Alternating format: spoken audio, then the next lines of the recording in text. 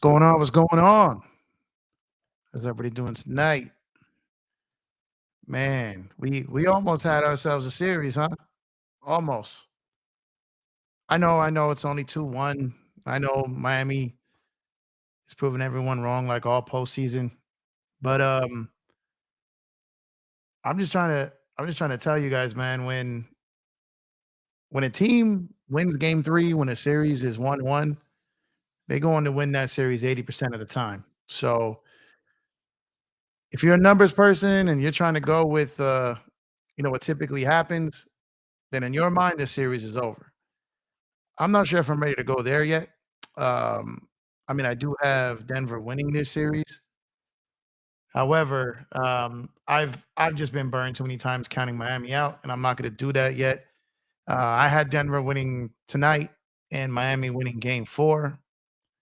Yeah, but the way Denver is playing, I'm not positive that they're not going to win Game 4 either and head back to Denver with a chance to close this out. But the way that just the way that Miami plays, if they're not hitting all their threes, then they really can't win these games. They don't have any type of real legitimate post presence. You know, they don't run a lot of action for those other guys off of the three. Jimmy, could back down his guy, get some points in the paint, punish the smaller guys, the weaker guys, but I don't know how long that's sustainable against a team like Denver. So when they're not hitting those threes at like a all worldly level, which they have it multiple times in these playoffs, then they're really not going to beat anybody in the finals, especially this Denver team. But Coach Spo tried some things, but it's just Joker was just Joker was just incredible. Like he's just nuts. Um, and what he is what he has done after doing the 4 assist game was we knew they were going to come back and look to pulverize Miami with him. And for all the people who thought that Jamal Murray only hit shots against the Lakers, well, welcome to the party, Miami, because he was starting to light you guys up a little bit in that first half. And between him and Joker, man, it was something special to watch. Now, I know there's a minute left. Miami's only down 9, but this game is in the bag. It's a wrap. It's over. So it's it's not looking good for Miami. It's definitely not looking good for Miami. Lakers all day. What's going on, my guy? Denver plays defense. I'm assuming you're saying the Heat don't have a chance. Yeah, I mean that's true. When Denver is clicking offensively, and when they're clicking offensively and they're defending the ball, and Joker is just out there doing Joker things. I think he had a stat line I saw has never been done in the NBA Finals. I think they said 30-20-10 in the NBA Finals. That's insane, man. That's unfair. Like, how are you supposed to he's supposed to beat a team and a dude is getting busy like that? Like, my God. But Denver's suited for this. They're definitely suited for this. You know, they're a better team than Miami. I feel like maybe outside of New York, I think every team Miami has faced has been better than them, but they continue to beat them. So they've answered every challenge and come back, including after losing game 1, came back and won game 2 in Denver, took home court advantage. But now they've just given it back. So we're gonna have to see, if they've got any more adjustments in them and see what they can do to try to counter um, them giving up home court advantage again. But shout out to Joker, man. Like, man, I know a lot of people don't like to give him his due and they make up a million excuses as to why he does what he does and what he's able to do. But I don't care what you can say. This is just one hell of a ball player, man. He just is. He's phenomenal. I don't know if I'm going to call him the best in the world yet, but he's just phenomenal, worthy of being, a champion and the best player on the chip team. Because it's just incredible what he's done. All Denver has to do is stay home on shooters, let Jimmy do the spin around jump shot. Yeah, I mean, to a point, you I mean, he can't I don't know if he can carry that all game when, guys on Denver are hitting threes and defending and rebounding. Those shots are Miami is special when all those guys, Vincent, um, Robinson, and Martin, and those guys are out there just draining threes. It just takes the will out of teams, and they weren't able to get going crazy like that tonight. Denver stay home on shooters. Yeah, I mean that's easier said than done. But they did that today. When guys are hitting, another thing, those guys were hitting shots in dudes' faces. In the last couple series, they weren't all open shots.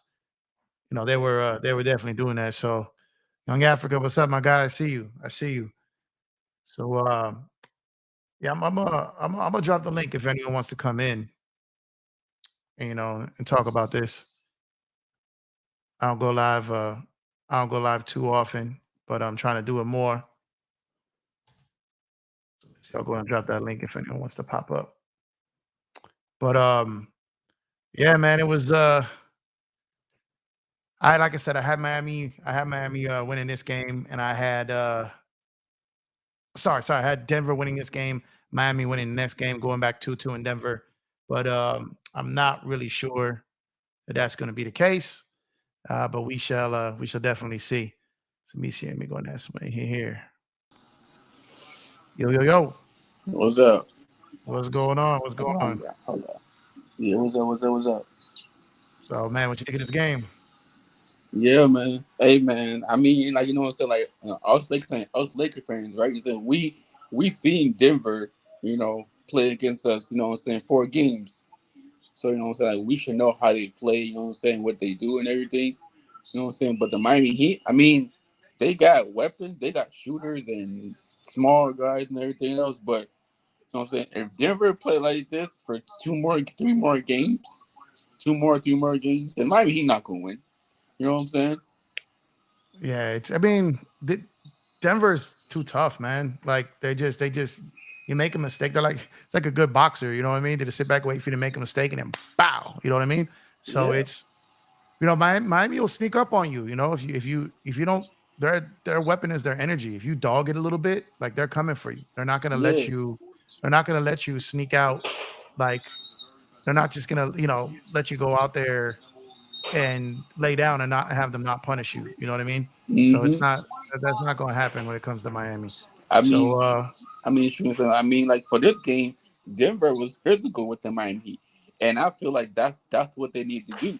Like, to like don't play like sloppy physical, which does like play like defense, but play physical. You know what I'm saying? So like, you know what I'm saying? Because like that's how they got the win. You know what I'm saying? They play physical. They played defense and they played physical. You know what I'm saying? And they was getting rebounds. I mean, they was getting rebounds and playing like they wanted to win. You know? yeah, Joker was ridiculous, man. Today, Young Africa, what's up, my guy? Yo, what up, Jeff, man? What's happening? What's going on? What you got in this game, man? Chilling, man. Look, man. Hey, this has been a better series than I thought. I had Denver in 5. I thought this was going to be what we saw in game 1 for the majority of the season. But shout out to the Miami Heat, man. They're changing it up. They're changing their schemes. They played an amazing game in game 2 in terms of defense. That's the best defense I've ever seen on Jokic in terms of a team defense. Fronting Yeah, Jokic, playing the zone, switching the zone up on individual possessions. Different looks. I didn't Hey, see that same intensity on defense today. I didn't see the same um, press they were pressing, and they did it at times today, but it was just a defensive intensity, and that's probably because they didn't make shots, right? And if you don't make shots, you don't get to set your defense. You don't get to you let them go in transition, and Christian Braun, the difference maker, right? man, he Mike was, Malone, big man. choice, Yep. sitting Michael Porter Jr., sitting the guy that was a huge part of your success. At their best, Michael Porter is hitting and they're blowing teams out, or they're killing it from the 3-point line. At their best, Michael Porter is playing well. And so to sit him and go with the rookie in the NBA finals, Jeff, and for him to that swing pass when they were doing the same coverage Yep. zone, or when they were Yep. pressing, the swing is usually Michael Porter Jr. corner 3, Yep. settling. But this was today. It was Christian Braun taking it to the rim and getting mm-hmm. and ones and taking it to the chest of Jimmy Butler. Oh, hey, Yeah. shout out to Yeah. Christian Braun, man. Shout out to Christian Yeah, he Braun. was that he was the real facts over feelings, right? He's over here. Mm-hmm. He's one of your high paid guys, and Michael Porter Mm-hmm. Jr. He's a guy that you're probably going to hurt his feelings a little bit if you take him out of this slot Mhm. here. But Malone's over there saying, "I don't care, man. I'm here to win. I didn't come here to lose. I came here to win." And he's doing the moves that needs to be made because you're right. Michael Porter Jr. catches that in the corner. At most, you're getting a pump fake, one dribble pull up. At most, he's not going to the cup for most of the time. So that kid, was getting it and was gunning. And Mhm. credit to him and credit to Malone for putting him in. I mean, shoot, man. They told him to play to keep playing aggressive. It was Bruce Brown told him that. You know what I'm saying? So, I mean, if they can have that and Michael Porter then come back the next game and drop 25 or 30 on them with Jokic and Murray, I mean, how they gonna stop? How they gonna stop? Yeah, man. Look, and at the end of the day, the How they piece gonna of the role stop that? plays are the You guys feel me? that put you over, and Christian Braun was big. But Yep. let's be real, bro. The stars, they get you to the point to give you a potential chance for role plays to step up and hit timely shots in the fourth quarter, right? But today, Jokic and Jamal Murray. Hey, Jeff, do you know have two teammates ever had a triple double in the same game? Because that's what we just saw. Two plays in Jamal Murray and Jokic have a triple double in a finals game at the I don't think same I've time. seen it in the finals. I've seen it in regular season, of course, or maybe even in the Mhm. playoffs. But on the top of my head, my guess would be no, not in the finals, because that's just damn. You know what I mean? Like Ridiculous. that's ridiculous. And I was clowning people because everyone was out there just making it seem like Murray only gets buckets on the Lakers. I'm like, guys, come on, man. This guy Yeah, when man. healthy, when this guy went healthy is a bucket. And he went out there and did his thing today, man. And he it's almost like you saw Joker going and he almost had a triple double like a couple minutes into the second quarter. Like Mhm. he was Mm-hmm. already above 10 points. He had like 8 rebounds, 5, 6 assists. And Murray was hitting shots. And Malone did, not just LeBron there, but he also, he gave Reggie Jackson an appearance just to get notice to other guys. Like, if you're something he saw in game two, he didn't like from some guys, and he let some guys play that didn't as much. And that wakes your guys up. Michael Porter Jr. is probably to try to do things a little bit more than just stand in the corner and shoot threes and not play defense. He's probably, that's going to wake him up a little bit. So those little adjustments, I know Spo gets all the credit for the adjustments, but he's not going against a rookie coach like he faced in Boston. Michael Mhm. Malone is a very seasoned coach. He's been, I mean, his dad, he's been an NBAer essentially his whole life. You know what I mean? Mm-hmm. This Mm-hmm. man knows what he's doing, and I know as Laker fans, we're not Mm-hmm. supposed to like him Yeah, because I do, man. he's I been like him bashing as a us. coach too. He's talking his trash and all this, that, and the third. But hey, Yeah. man, he beat us. He beat us. He swept us. And the rule of thumb is, man, if you want to shut them up, beat them. But if they beat you and they sweep you, they're gonna talk that talk. You really can't say nothing until you get a chance to face them again. But how you see Africa? How you see this game going? How do you see Game 4 going? You think Miami Game adjusts? four, game four is going to be interesting. Oh, they're definitely going to adjust, especially Christian Braun. You know, that's some guy that you're probably not prepared for to play big minutes. But um, I see what I've seen from the series straight up is that both teams when they play at their best, Denver is a level above the Miami Heat, and so I expect Denver to win Game 4. I expect them to close it out in 5 games, man, and that's me, man. So um, it's going to be interesting to see what adjustments they can make because in game 2 they kind of emptied the clip in game 2. They kind of showed every type of defensive coverage on Jokic in game 2. They were pressing, they were 1-3 zone, matchup zone, fronting him in the post, and he got it off today. He picked his spots more wisely. He always does that. I don't know what the scouting report says, but he always does that. He's open on the 3-point line, pump fake, and just takes the dribble and posts up. He does that so often. I would be trying to rip that initial dribble Yep. off the Yep. top if I'm Bam Adebayo, bro, because you're gonna pump fake it and then do the hezzy step and then just take it to the rim. And he does it often, even when he's wide open. He doesn't settle often unless he's like really wide open, and he'll just let it go with his slow release. So Miami, it's a question, right? Obviously, the role players didn't step up today. Bam didn't have an efficient game. Gabe Vincent, Max Strus, Kevin Love, Duncan Robinson didn't even get a lot of minutes, and I was surprised by that too. What can you do if you're the Miami Heat except just execute better on the offensive end? I don't know. And if you need Gabe Vincent and Duncan Robinson to have amazing shooting performances, for you to win by one possession, like in game 2, and today you shoot the norm, which is like 30 something percent, 34, 33% from the field. I mean, from the three, and you get blown out. That's tough. That's tough. So at their best, I'm not sure, but I got Denver in the next game for sure, man. Yeah, I got Lakers all day. Get you in a second. DJ, Lakers in 5. I see you, man. Salute. Appreciate you checking in. If you got time, pull up, man. Love to get your thoughts on this game too. Um, so I kind of have I kind of align with you there. I don't know what more you can do. I do agree with you when he does that little pull up and then the little pump fake at the three and goes. Mhm, Bam's got the athleticism to recover if he wants to kind of blitz him a little bit there and let him get a mhm, step on him. He's not, he's obviously not fast. He's more trickery than athleticism, obviously, right? mhm. He's crafty. So Yep. the thing is just he's unorthodox, man. It's like NBA. Imagine if this dude was left-handed on top of all this, he'd be like the most unstoppable force we ever seen. Mm, You know what I mean? amazing. But Yeah. but he plays almost like a left-hander as far as guys have been conditioned to guard people a certain way their whole careers, and he just does things that none of your instincts or fundamentals trigger. And it's just you're constantly trying to guess and think. It's almost like facing a pitcher out there in baseball rather than playing an NBA center at the three-point line. You know what I mean? All the Mhm. old like things you would typically do go out the window. But Lakers all day. What do you think? You think Miami got another game in them at home, or you think they're going to shoot better at home and still? Sounds funny, steal game 4 on their own floor, but you think they get out of here tied, or they go back Denver down 3-1? I mean, last game, you know what I'm saying, the Miami Heat they stole the game in Denver. So, I mean, I feel like the Heat can do it again. They could steal a game here and go back over there. But, you know what I'm saying, it's going to be tough for the Heat because,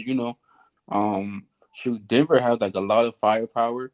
You know what I'm saying? You know what I'm saying? Like, Aaron Gordon played good in the first quarter. You know what I'm saying? Like, he was playing good deep on Jimmy. And he was getting rebounds, and being physical, and that's how what I'm saying they were just physical with the Miami Heat. I mean, and saying Jokic just got in the paint. Saying guy like his center position, and get like guy like those little two, what I'm saying, shoots in the paint, whatever. But I mean, shoot, it's gonna be a good game next game, but I feel like Denver might, do us like they did. I mean, they might win it all, but I don't know. Like the Heat, they can do it, but it's just like they they depend on their shooters a lot. You know what I'm saying? They depend on Gabe, Jimmy, and Bam and their shooters, and it's like what I'm saying, like it's like saying like when like you have like a shoot like when you have like a bad shooting like game, right? What's gonna happen next game? You know what I'm saying? Are you gonna keep on shooting, or are you gonna like go to the paint, or like switch it up? Man, something that the Heat, they never switched it up. They just kept shooting, trying to, play the pick and roll with Bam, and it worked sometimes, but sometimes it don't work like that. It's tough, Lakers all day. Because what I saw, they were trying to post up Bam a lot. He wasn't aggressive enough. There was times where Bruce Brown blocked his shot. Like he had a lot of opportunities to take it to the chest, get to the line, and he didn't do that. Was too soft. Didn't finish with conviction outside of the ridiculous putback he had. But and they're gonna keep shooting, right? They're gonna keep shooting. That's really what they are. They're a shooting team.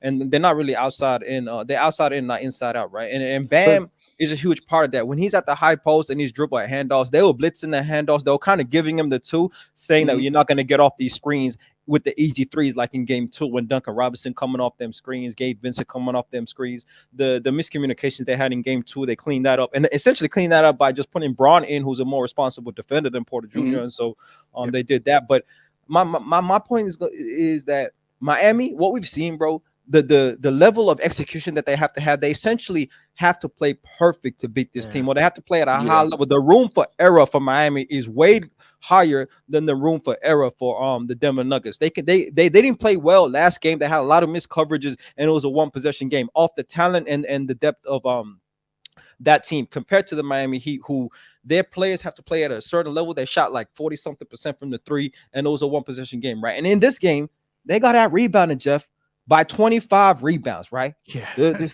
Nuggets had 58 rebounds, and the Miami Heat had 33. And the only reason why it was close at halftime was because Miami had one turnover in the first half, bro. And for the game, they only had 4 turnovers. That's the only reason why this game looked like a respectable game for 3.5 quarters, right? And so or for 3 quarters too, they had that 20-point lead. And so if the level is you have to have 4, you can only have like 1 turnover in the game, and they didn't actually have a good offensive first half. They shot like below 40% as a team. I remember once seeing that, but having one turnover always puts you in position. But when you get out rebounded by 25 and Jokic got 17 rebounds after 3 quarters, bro, I don't know what chance you got, Jeff. And that's why I mean the room for error. You had 4 turnovers in the game and you still got blown out, bro. So Hey, what hey, can young you do? Africa. No, What can you that's do? Go ahead. that's crazy. wild. I was welcome DJ Lakers of 5 of Humble Sports. What's up, my guys? Appreciate you guys pulling up. So Yes, Hey, sir. and salute to the chat, salute to the panel. What's up, y'all? How y'all doing? What's good. going on? Hold on. You, bro? Let me start with you. You pulled up first here. Man, what you think of tonight's game? Oh man, the Nuggets, man, they won tonight. You know, because of Jamal Murray, and I think the Joker. They seized the moment and they played, their best all around game. While everyone else just played with great effort and defended incredibly. I think the unsung hero for this series could be like a Christian Brown, but I could be wrong. Man. It was tonight. Change the game. Change the series. Tonight, that is a recipe for success, and I think the Nuggets. Look, as a Laker fan, I got to tip my hat off to them, man. They're playing like number one right now, like a number one team. So That they are. And DJ, me and you, man, we struggled through 4 games of this. A lot of us on this panel struggled through 4 games of this. We caught a broom facing them. What do you think of Denver moving forward, man? Do you think that they close this out in 5, or does Miami get another one? What's up, bro? First, what's going on to Jeff? You know what I'm saying? Appreciate you having me on the show, man. What's going on, all my Laker fans? You know what I mean, on the panel. What's happening with y'all, man? Appreciate y'all, man. What's up? So yeah, I gotta be honest, man. As a Laker fan, I'm trying to figure out how we beat these fools, bro. Next year, you know I don't know, bro. For real, Crazy. bro. I'm looking at the game, bro, and I'm like, man, how can we beat these niggas, bro? Like, for real, man. So yeah, so it's tough, man. I had called before the series started. My homeboy from college, he's a Denver Nuggets fan, man. Big Denver Nuggets fan, bro. He thinks the NBA is all rigged until the Denver Nuggets win, then it ain't rigged no more. You know what I'm saying? You know what I'm saying? And it ain't rigged no more. What's your That's what he got said. going on? Bro, I kid you. I can show y'all the text message he sent me, bro. When the Lakers was about to beat Golden State, he sent me text messages about, man, the NBA is rigged. They want the Lakers and the Celtics in the finals. And I asked him, I was like, so if the Denver Nuggets make it, then they rigged no more. He was like, nah, that means the NBA just slipped. I'm like, oh my god, bro. I'm done with this. What? Everyone's always talking is rigged until their team benefits, right? I'm telling you, bro. It's hilarious, bro. He is the biggest biased Denver Nuggets fan I know. But anyway, so I told him before the series started, I told him that I think the Nuggets gonna beat the Miami Heat in 5, man. So I don't think Miami's gonna get it. I'm surprised they got the last game, bro, honestly. But it just happens like that. You know, I mean, Miami's good. They well coached.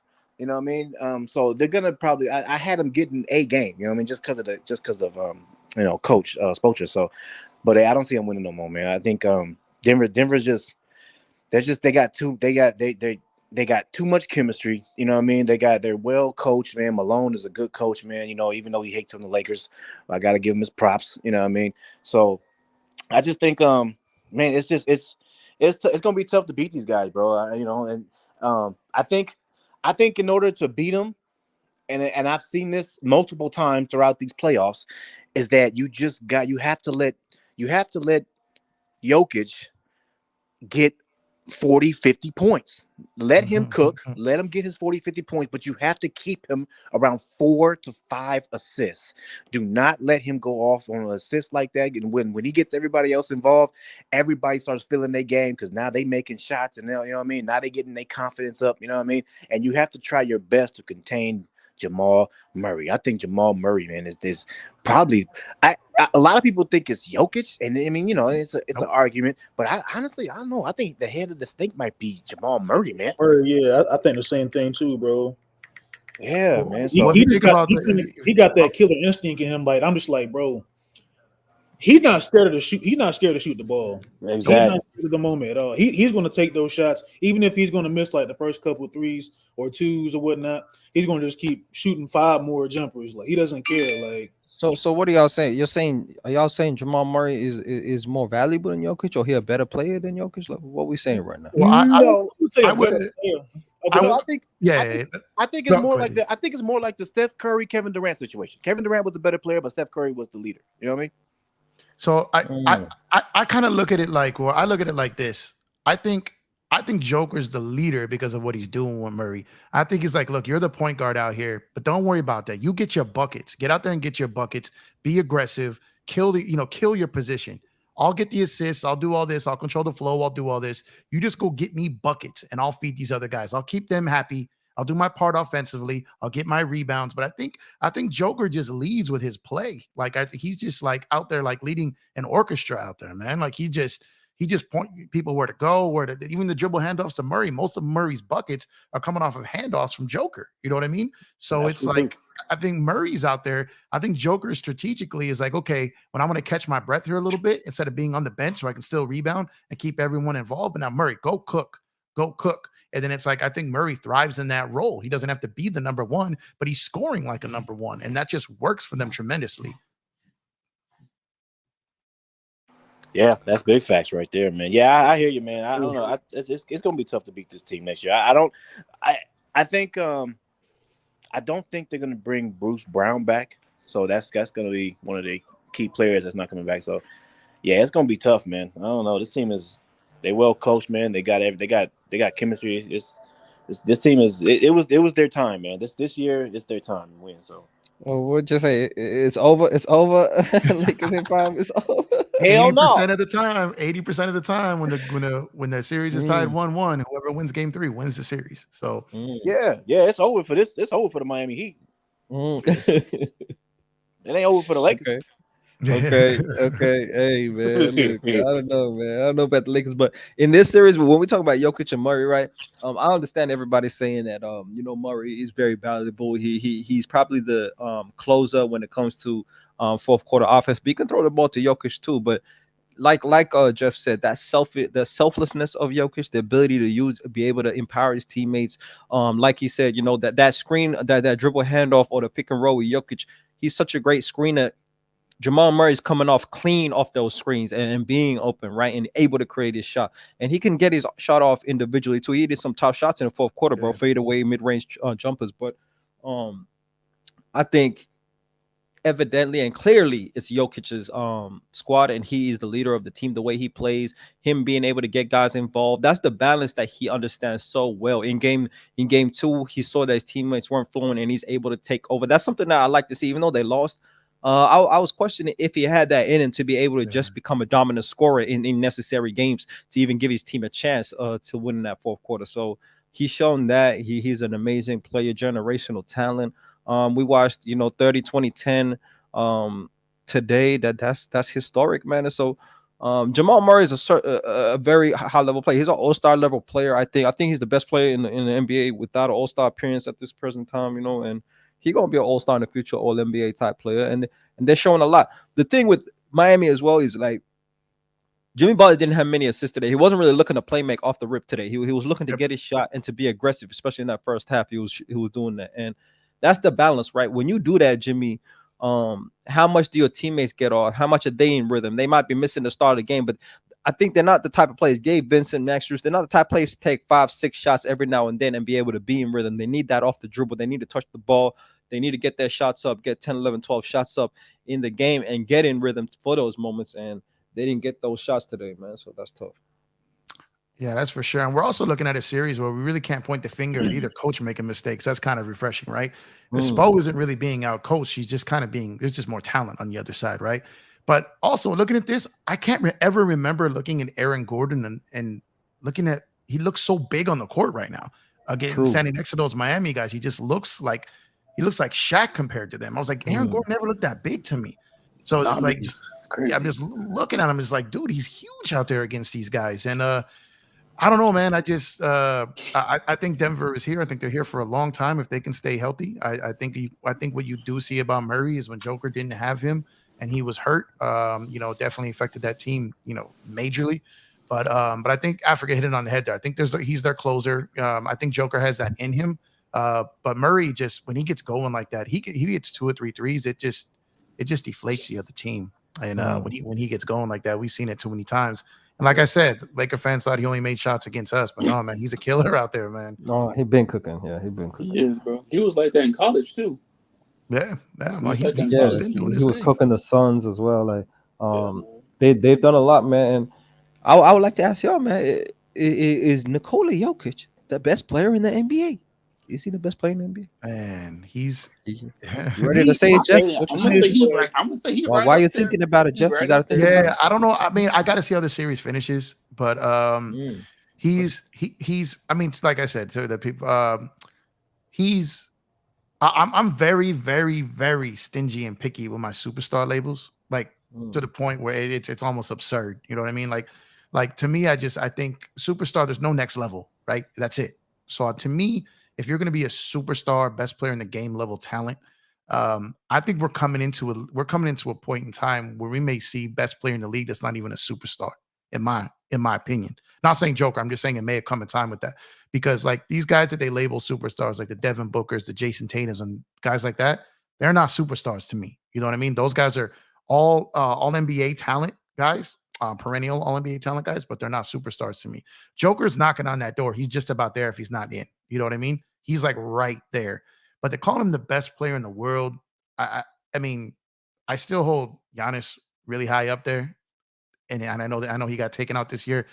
But Joker, man, if he pulls this off, if he wins the championship as the best player on a championship team with these numbers he's putting up after coming off a 2-time MVP, I think for at least through the summer and into next year, you got to give it to him at that point. I agree. I think I think I definitely would give it to Giannis right now, still. But yeah, what Jokic is doing, man. I mean, he's making history, bro. I mean, this is crazy. What he's doing, 30, 20, 10. That's never been done before, man. He had another one. I think it was against. He had another historic performance. I think it was against us. I forgot what it was. It most definitely was against us. Yeah, it was. It was. Yeah, man. So I mean, he's doing things, and it's crazy, bro. Because honestly, it's a little annoying. I ain't gonna lie, it's a little annoying because Wait, why, DJ? Why you say that? because it's annoying. It's annoying to the point to where it's like, dude, this guy, everything he does is so damn slow, and I just don't like I don't understand how the hell is he getting these goddamn freaking buckets and rebounds and like how can bro it's just annoying to me, man. I'm just like, man, how can y'all can't stop this man? What the hell is going on? Is It it, is. DJ? It's true. Hey, DJ, is it because like it's not like on the court he moves so slow on the court? Is that why? That's what it is. No, it's not his game. His game doesn't annoy me. I like his game, but the only thing that annoys me is that he's just so goddamn slow, and I just don't understand how the hell, bro. You got guys out here that can move way faster than him. They moving quicker, and this guy is still getting buckets on their ass. And I'm like, and then he making those freaking ridiculous shots that he did, I think, against us. He got like 3 of them. Like, go to hell! A fall away turnaround three, like it looks so freaking sloppy, and it's like, how the hell that shit go in? Hey, but DJ, but like something low key, it's just like Embiid. You know what I'm saying? Like he's low key kind of slow on the court. You know what I'm saying? He's like athletic. You know what I'm saying? It's the same thing with him too. You know? Yeah. Same thing with him. I think with Joker, so it's like, don't get me wrong, it's like Steph Curry. Steph Curry has handles, right? But he doesn't have like Kyrie level handles. Kyrie, if you look at most of those videos when people are falling down from Steph, it's the threat of the pull-up is more dangerous than the actual crossover, right? So with Joker, I think what it is, it's just the threat of the passing. The threat of the passing just has guys just not knowing what to cover. Do they take away the pass? Do they take away his scoring? Because he can get 40, he can get 50, he can get 15, 20 assists, he can get 15 rebounds, he can hit the three, he can put it on the floor, he can post you up, he can do all of that stuff. You're out there guessing. You don't know what he's going to hit you with at any given time. And that's what makes him so hard to guard, even though he's slow as shit. But the mind is sharp and he's toying with people out there mentally. And it's really hard to cover guys who are just out there playing chess while you're playing checkers. You feel me? Yeah, I got a question for all of y'all. Okay, so we're talking about Jokic, right? You know, so like we see what numbers he putting up, right? So it's like for our team, right? With AD. I mean, I feel like he can do those numbers. You know what I'm saying? He can do the same thing Jokic is doing. You know what I'm saying? I feel like he can. Like, say he has the talent to do what Jokic is doing now, but he just doesn't have the drive. He has more talent than Joker, but he doesn't have anywhere near his basketball intelligence.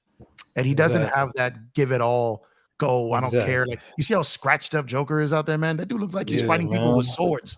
You know what I mean? This dude looks like he's one of the 300. You know what I mean? Like, he comes out of there, he just just sits down. He's like, make basket, go home, play with my horses. That's all he cares about. Oh, that's exactly the difference, bro. It's the will, it's the belief, it's the consistency that Jokic brings, bro. Like look at it today, right? And one thing I want to say is like, when DJ Lakers, if I was talking about like the non-athletic ability of Jokic, Yeah. Mm-hmm. this actually shows more about how great he is without the athleticism. Yes. This is amazing, bro. In the modern time, and one thing he does have is he's 7 foot tall, right? So he got skills, he got amazing finesse game, but being non-athletic in the modern NBA, which many people say is the most athletic era of all time, right? Players getting more athletic. The average dude is hopping out the gym, right? Mm-hmm. They're drafting dudes based off of athletic potential more than even fundamental potential. I heard something that said like, when they asked Jokic when he came into the NBA, hey, you haven't got athletic ability. That's the reason why he got drafted in the second round. Jeff, this man got drafted in the second round. He ain't no Anthony Davis high potential prospect from the get go. So he had to earn it, work for it, right? And they asked him, yo, you don't have athletic ability. You don't jump like these guys at the center position in the NBA. And he's like, yo, they jump. I play basketball. Yeah. I play basketball. Yep. Hey, basketball is a thinking man's game, bro. As much as athleticism can allow you to not be as fundamentally sound as once upon a time, if you're athletic and fundamentally sound, you already have an advantage. If you're fundamentally sound, you have an advantage over an athletic player who's not fundamentally sound, right? That's why I personally think like Kobe Bryant's so great, because he had both. You know, he didn't even have extreme athleticism, but he was athletic and fundamentally sound. Michael Jordan, the same thing, you know, all-time great players. But Jokic not having the athletic ability at the center position is quite amazing. And for me, the biggest thing for me to not having not called him the best player in the world is, for one, just personally, I like play individual plays, winning championships. And the last time I changed my best player in the world was when it went from LeBron to Giannis, when Giannis won his title. Yeah. And I give it to him and I crown him when they get that championship, just to validate that separation, because it's so close now, right? There's 3 arguable players in the top players in the world, and that's Giannis, Curry, and Jokic to me, right? Embiid and Luka and these other guys, that they're hovering, but they're a level below. And Jokic didn't have the playoff success that these other players have had. So you can question that. And his defense going to be a big enough flaw. You know what I just saw, bro? For all the defensive flaws that he may have, for the non-rim protection that he didn't have, bro. This is what I mean. There's a facet of defense that is huge, and it's rebounded. The Miami Heat had 33 rebounds. Jokic had 21 by himself, bro. Yeah, it's just nuts. Like, this is that quality of being an elite rebounder, essentially the best rebounder in the NBA, is a huge part of defense, man. And if he can just be adequate enough in one-on-one post-up situation with Bam, who's not a huge player, but he was not giving Bam anything easy. Bam wasn't just dominating and bullying him down low. Really, a lot of times, couldn't even get his shot off. The defensive question for me is, if you're adequate enough and you're an all-time great offensive player, I'm about to call him the best player in the world, and he has enough separation to make that clear for me after this title, boy. Straight up. Yeah, that's fair. And if you think about it, in his last 2 series, he gave AD fits defensively. He really did. He guarded him tough. That kind of shocked me a little bit. And Bam's kind of seen that a little bit now too. So I think he's sitting there like, okay, like I can give it to you when I need to. I can get through a round of this. I probably can't do this all season and give you everything I'm given. But I can get through, I can push through these last 2 rounds and get us to that promised land, right? I'll tell you what, though. I think the only thing that could kind of throw a wrinkle in Joker maybe going on a 5-year run or something like this is teams are going to really, the job for big men is going to open up again now. So see about post plays and the guys going at him with bigs, and seeing the game was going to shift a little bit if he's becoming if 2 of the top 3 players in the league are Giannis and Joker, necessarily constant 3-point shooting players and guys who can, that are bigs, the league is going to have to slightly adjust to that. So it may change the play a little bit, which can affect things, but that's going to be down the road. Well, but I agree with you 100%, Africa. I mean, sometimes I think you're in my head. You say some of the things I'm already thinking. You know what I mean? But great minds think alike. You know what I mean? You know what it is. Yeah, so it's like, you could tell who watches the games, who studies the games, watches the entire games, breaks it down, and doesn't just look at a box score, pop in these streams and just talk crazy. You know what I mean? So it's like when you're sitting there watching these games, but being as someone who's watching all these games, if you're a coach, Spo, what do you before you come back? When is the next game? Friday, right? Before you're going in to watch video tomorrow with your team, like what are you telling them? What is your first thing you think you've got to try to give yourself a chance in Game 4? I feel like they gotta they gotta play spread out.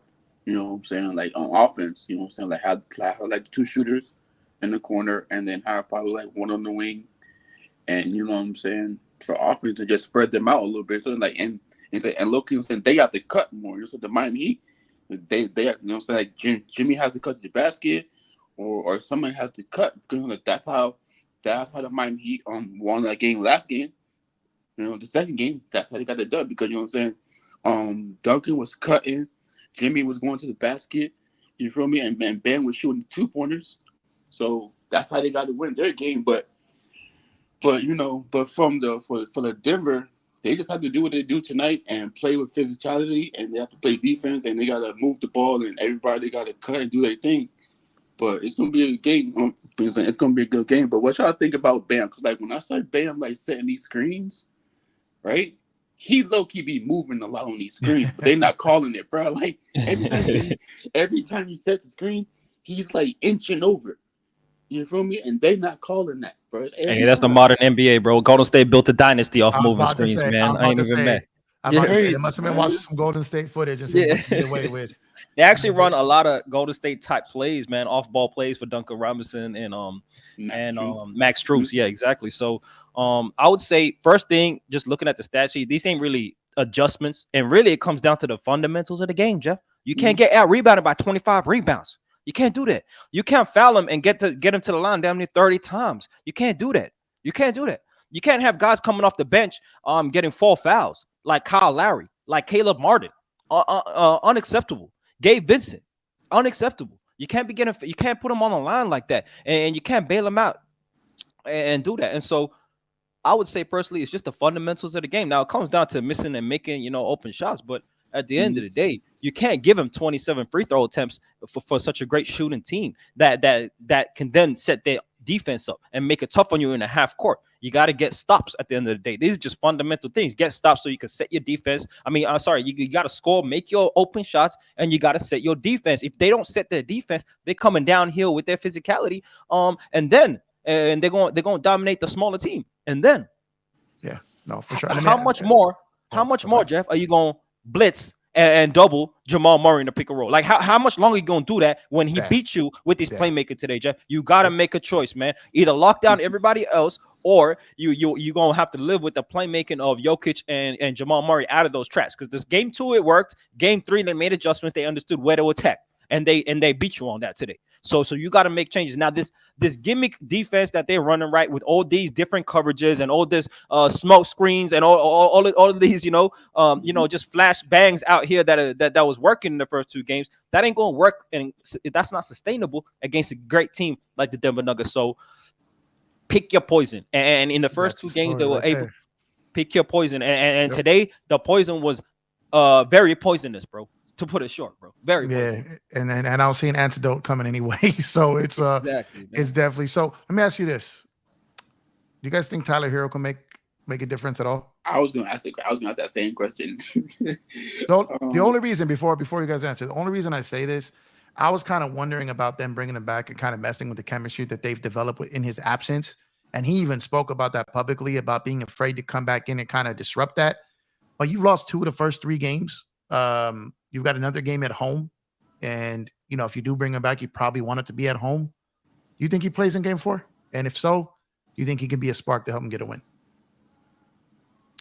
I think definitely he could help, man. The thing is, like, you're giving away defense for offense, right? So what's he gonna do? He's not a big guard. He kind of got a small frame against these big players of the Denver Nuggets. Even Christian Barnes taking Tyler Hero to the rim every time. So that's tough. But his shot creation would definitely help in the half court. His ability to hit the 3 and his ability to create off the dribble is going to be valuable. That's another ball handler outside of Jimmy Butler and Kyle Lowry that can get it done. Gabe Vincent that can get it done, and that would help. But how much do you and how long does it take for him to get into rhythm? And while he's trying to get into rhythm, if he doesn't come out blazing, how much does he give up on the defensive end? That's tough because their identity is defense. And they held the Denver Nuggets to 109 today. Denver Nuggets only hit 5 threes as a squad You know, Yeah. Miami hit 11, and they still got a blowout win, bro. And that's why I say the fouling was the thing that hurt them a lot in the half court. But they evidently, the Denver Nuggets made it a point of emphasis to be physical and take it to the rim and get those calls, right? They can't guard you if you're going strong, right? You're gonna have to make the ref make a call, and they were getting those calls today. So I don't know how much Tyler Hero helps in terms of that. The balance of the team as well. What does that do to Gabe Vincent's shots? What does that do to Max Strus, Duncan Robinson's minutes? That's going to be interesting to see, man. Yeah, I'm curious if Jimmy just goes in and tries to completely muck up Game 4. If he just tries to be a bulldozer, cause some drama, get under people's skin. If he just tries to get in their head and see if Denver, falls for the bait a little bit. We haven't really seen them rattled from a team doing that really to him, at least that I could recall. Not obviously not to the level of Dylan Brooks where you motivate the other team. I think Jimmy's a little smarter than that, but on the court, like you think he does, maybe takes a challenge and maybe trying to cover Murray himself for the bulk of the game. I'm just curious to see. Do you think Jimmy takes it to another level competitively and tries to rock the boat there? They say that Jimmy is hurt. He's been hurt since the New York series with the ankle injury. He does look limited. He's not attacking the rim like he was. He's not doing that, even though he was more aggressive today. He missed a lot of shots at the rim that you expect a guy of his level to make. He gets to the rim and then doesn't finish the layup off the backboard, missing short. And that could be because of the leg issue, the ankle issue. But the smack talk against a team like the Denver Nuggets will have veterans like Jeff Green on the team, like DeAndre Jordan.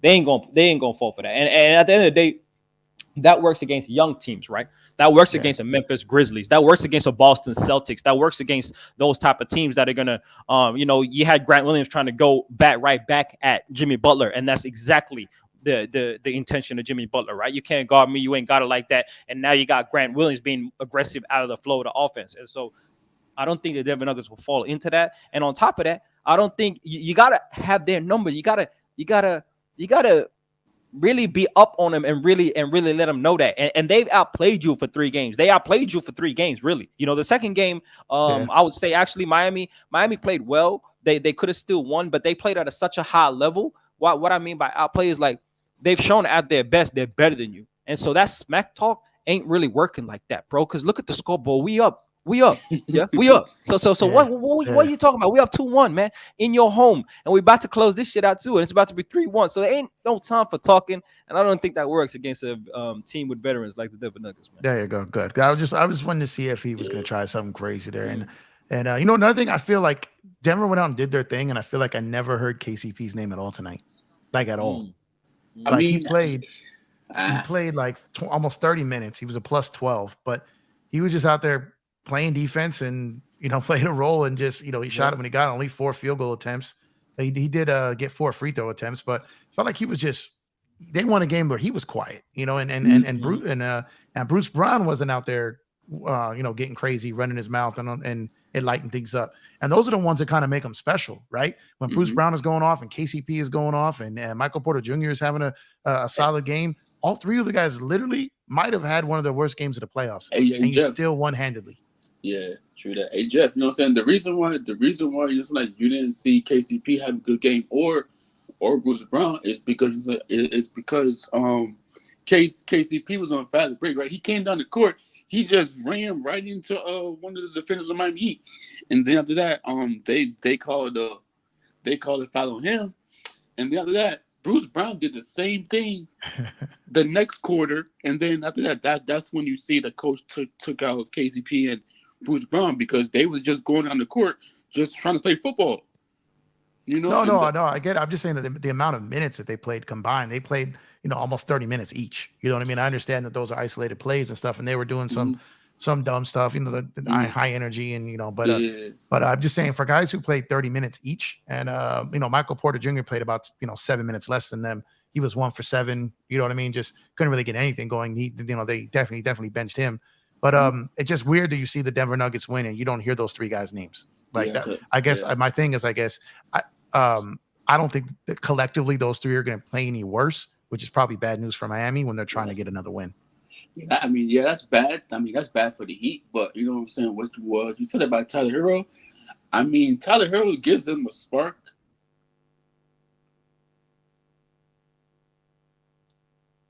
don't know if we lost him there for a second.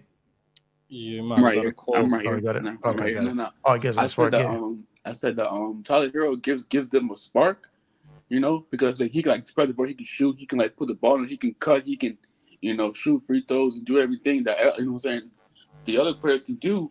But I mean, if they don't have a big man that can stop Jokic, then I don't think that he can win this game. Because I mean, I've been telling my friends for like the longest that you know, I mean, like that Miami Heat been playing small ball since they got Bam, you know, and you know, what I'm saying Yeah. since they got Bam, they've been right there at the finals, or maybe you know what I'm saying, got out the Western Conference Finals, and then now they're at the finals, and now you know what I'm saying, they're playing a team that has a bigger center, that have like a bigger team, that have like a lot all these depths, you know what I'm saying, like these players that can move around, you know what I'm saying, get rebounds, cut, and all that stuff. But the Heat, I mean, I feel like the Heat need to go get a big man next season, because if they don't, then what they gonna do with their team? Man, I think every team is gonna need to add a couple extra big men to their roster Facts. next year because it's gonna have to be an adjustment. Teams are now gonna have those 3 two-way players, so guys can stash some guys during the season. You know, move them up towards the end.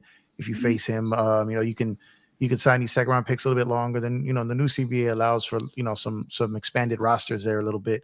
So I think it's gonna at the perfect time when you've got some you know big guys you really can't handle between Giannis and Joker. I think you're gonna see some of these big guys.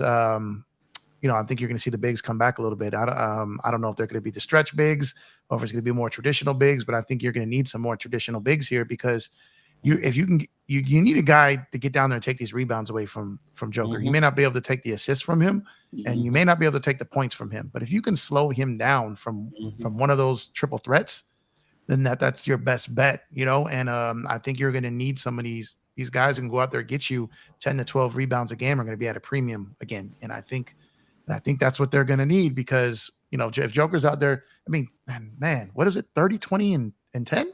Yep. Like, my God, like, Ridiculous. I mean, that's good in a regular season game on a Tuesday night in November. You drop that in the NBA finals on the road. On the road. Come on. That's like, crazy. My That's God, crazy. he might as well just had a PlayStation controller in his shorts pocket, man. Like, that's crazy. Crazy, But man. as a basketball fan, I sit back. Don't get me wrong. When they were playing my Lakers, just like DJ, I'm like, this is annoying, man. We can't stop this dude. This is annoying. Like, bro, like Joker is like that dude when you're driving and that slow car is in front of you.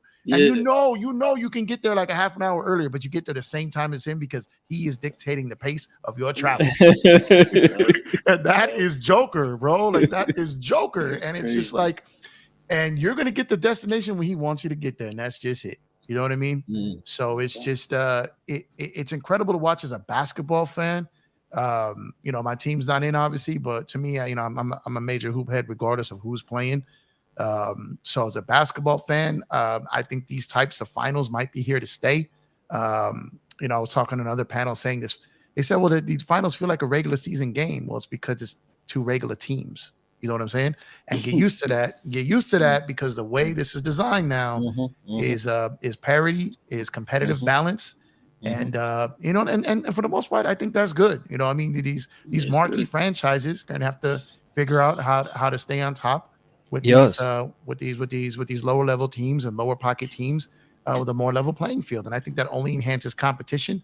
Maybe you don't see teams going 8, 9, 10 deep. You're probably going to see them 4 to 6 deep as far as skill wise, right? You'll have some like end of bench guys, shorter rotations, and more guys having a chance to win. And I think from a fan standpoint, you know, when you're sitting here talking basketball, it's great because when it's the same, you know, 4 or 5 teams for 20 years, no wonder we got so many haters, right? You know what I mean? Yeah, I think they said that this is the first final since like 2011, 2010 that didn't have LeBron, Curry, or KD in the finals, bro. That's crazy. That's crazy. The first one. Jeffrey, let me so like since we're talking about basketball, right? So like, do y'all think, you know what I'm saying, next team, do you think, say the Miami Heat, do you think they're gonna still play this small basketball? Or you think this gonna last? Them? I don't know because one, like, I don't know how long you can keep sneaking up on people with this. You know what I mean? And obviously it works to a certain point, and then you run into a team like Denver, you know, with the Joker, and they just tear you to shreds, you know, so far.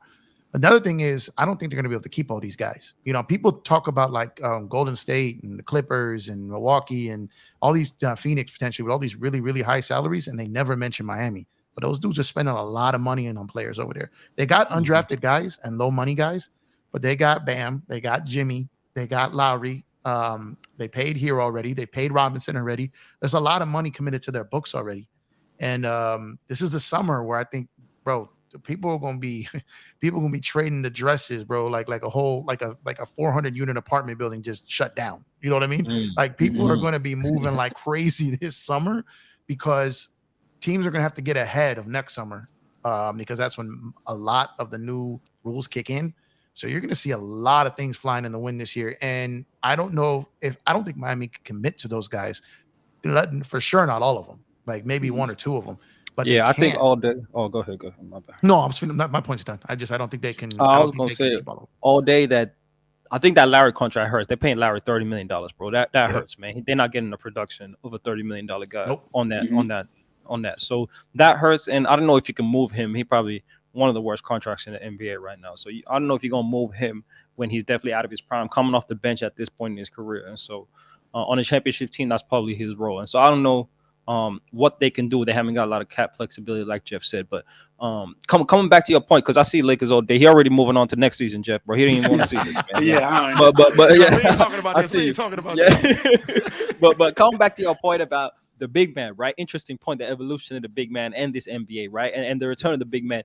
I think that was a great point. I was talking about this on other platforms too about is the big man going to return? And it's going to be an evolution of the big man, but is it returning? And I think it is. And especially just like you said, the traditional big, it would be nice if it was a stretch big, but for whatever reason, the skill set of stretch big still being able to dominate the boards is few and far between in the NBA even today, bro. You don't have a lot of those guys. So guys like Miles Turner, Kristaps Porzingis, they can space the floor, but they ain't dominating the boards, right? Miles Turner can be a great shot blocker, but he ain't going to dominate rebounds like that at the same time. He's not going to get you extra possessions on offense either. And so I think just like we saw, Tristan Thompson coming in, giving valuable minutes. An adjustment that Darvin Ham made a little too late. Yeah, a little too late. Lord, and at the end of the day, players like this, and it might not be Tristan Thompson himself, but players like that, fundamentally sound, defensive, physical guys that are able to get rebounds, able to get great offensive players like Jokic out of their rhythm,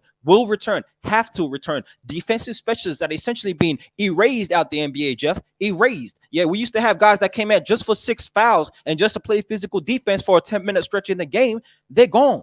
But it's going to have to return with guys like Jokic, and guys like that are going to be more valuable in the draft. Young players that are coming in, defensive specialists, defensive bigs, are going to have to return, especially if the evolution of the game, when we got guys like Chet and guys like Wembanyama coming to the league and guys emulating Jokic in the future, you definitely got to have defensive resistance against that. And small ball fives are not working against Jokic. We're watching it right now, man. It's going to be a ugly and long series for you if you're going small against guys like Jokic, Embiid, whoever it may be, man.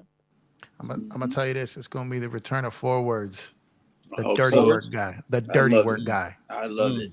The dirty work guy is gonna come back. Bron's always had a dirty work guy, you know, for the most part until he came to the Lakers, really, right? They've got like the Walmart version of the dirty work guy, and like the Wayne and Gabriels, Tristan on the other side of his career, this and that. But if you go back and you look at LeBron's career, he's always had a good dirty work guy, always, and they get paid. He got Tristan Thompson paid for that. You know, he had Varejao early on. You know, he had Haslam in Miami. On the second time around, again with the perfect big for today's NBA, the perfect big style. Like you said, a guy necessarily isn't going to do this, that. But if a guy can rebound and shoot the three, like someone in the mold of a Kevin Love, not necessarily a shot blocking three, but a rebounding guy that can Minnesota shoot Kevin Love. Yeah, Minnesota. Yes, that guy. You know what I mean? And it's like, but I'm telling you, the dirty work guy is gonna make a return rather soon. And I think you already started to kind of see it, you know what I mean? And I think you're gonna have to see it moving forward. And those guys are great for the NBA, man, because they can muck up, they can change a series. Just think about it. I don't think people remember. Everyone talks so much about 2020 and Dwight and JaVale. But I think people forget how often they were pulled out of rotations and benched in 2020 until they got to Denver and Dwight got in Mhm. there just with his antics and just the dirty work stuff and doing his thing. You know, he frustrated Joker a little bit just by doing Exactly. that. And that's exactly what it is. So it's Yeah. like people talk about Dwight and JaVale. Well, the return of DJ. There we go. The people talk about like the about how much they impacted that championship, and they were great teammates and they were great sparks on the bench and getting everything lively and stuff.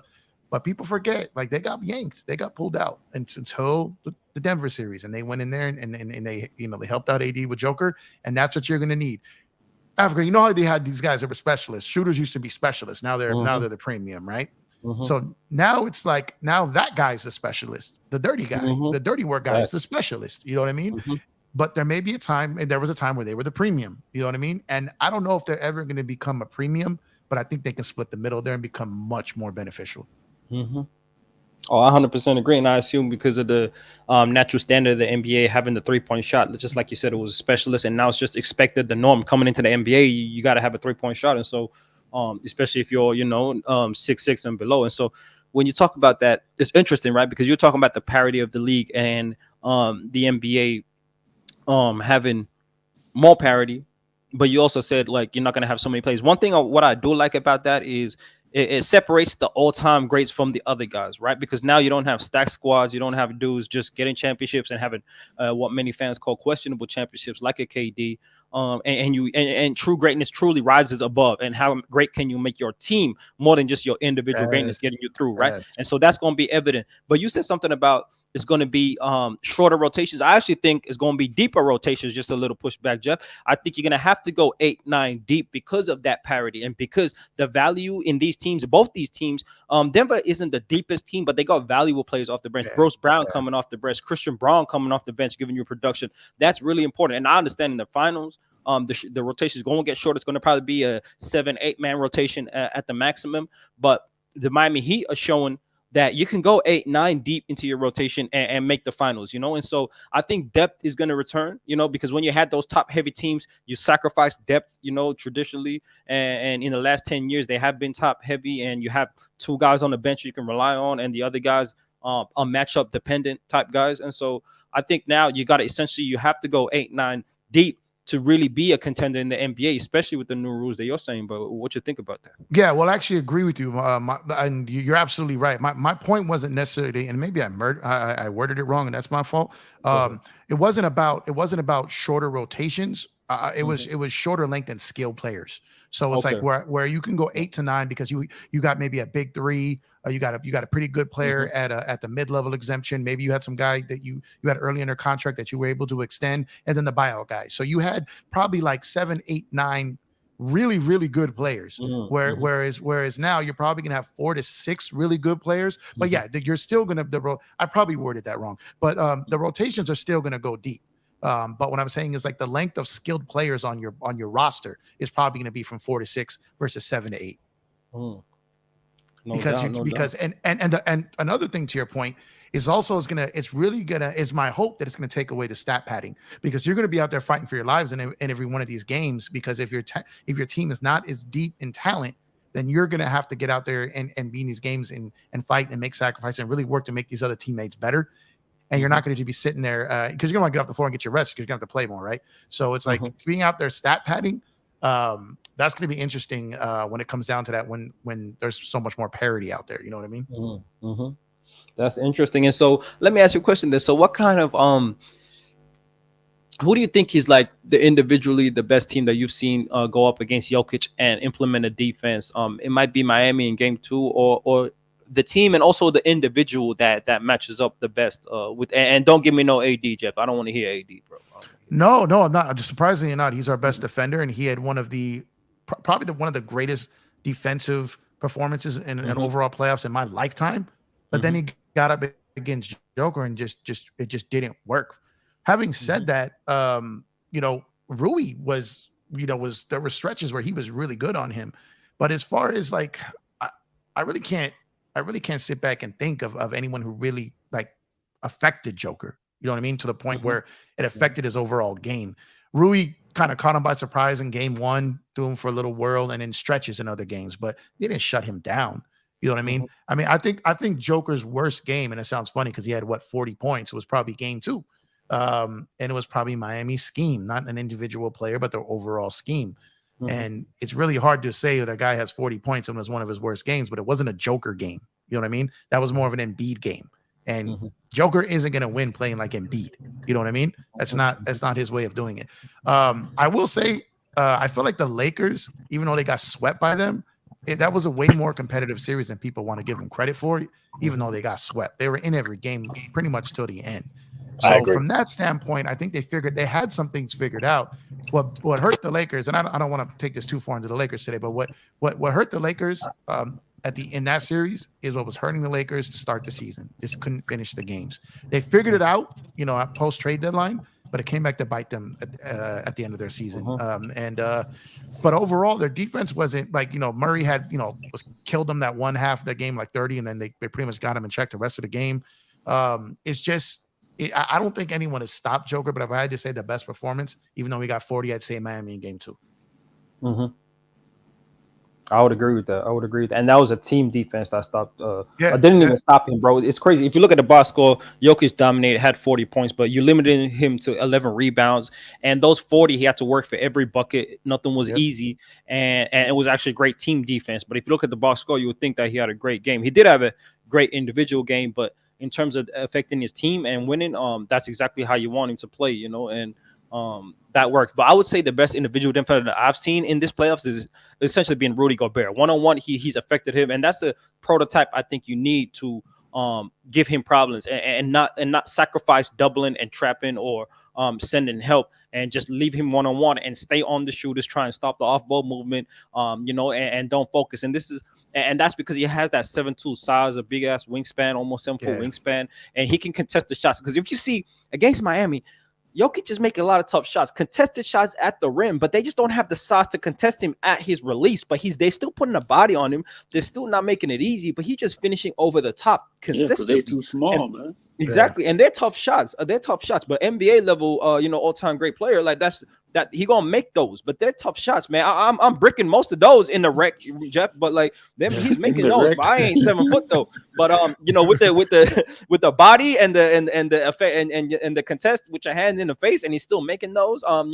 He gets so many friendly rolls with his touch and finesse. It's amazing. So he a great play, but I think you need the size. I think you need a 7 foot plus taller guy with a bigger wingspan that can affect that shot at the rim, that he's agile, that can move his feet, that can go out into the perimeter, that can switch on the pick and roll. I'm talking about an elite big man, essentially, that there's not many of in the NBA. And if they are, a guy like maybe Jaren Jackson or Anthony Davis, they're not big enough, they're not strong enough in the post to handle him when he plays that bully ball. I remember that play in the clutch in game 4 when he just bullied AD baseline, Jeff, and just took it to the rim, bro.